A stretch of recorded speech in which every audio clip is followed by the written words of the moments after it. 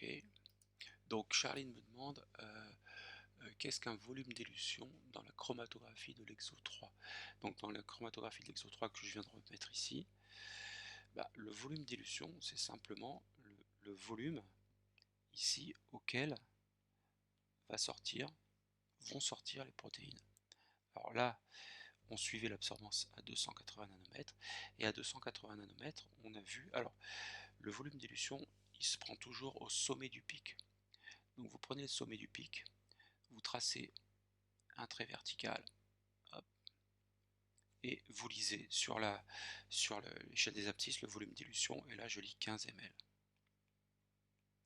Et là par exemple pour le pic 2, vous tracez un trait, hop, vertical, et là je lis le volume d'élution, ici c'est 40 ml. Pareil pour le pic 3. Donc en chromatographie, quand on discute avec des collègues, on aime bien dire à quel volume tu as élué ta protéine, ou à quel volume ta protéine a-t-elle été éluée.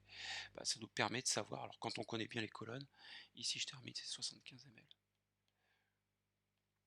Quand on connaît bien nos colonnes de chromatographie, si jamais j'ai un collègue par exemple qui a utilisé une colonne que je connais bien et qui me dit que sa protéine elle a été élue à 20 ml, moi connaissant la colonne, je dis 20 ml c'est le volume mort, c'est-à-dire que c'est le volume où toutes les grosses protéines sortent en premier, et je lui dis il y a des chances que si ta protéine a été éluée à 20 ml dans cette colonne que je connais bien, il y a des chances que ce soit des gros agrégats, qu'elle ait perdu sa structure 3D, qu'elle se soit agrégée et qu'elle soit pas qu'elle ait pas une structure adéquate pour continuer tes expériences.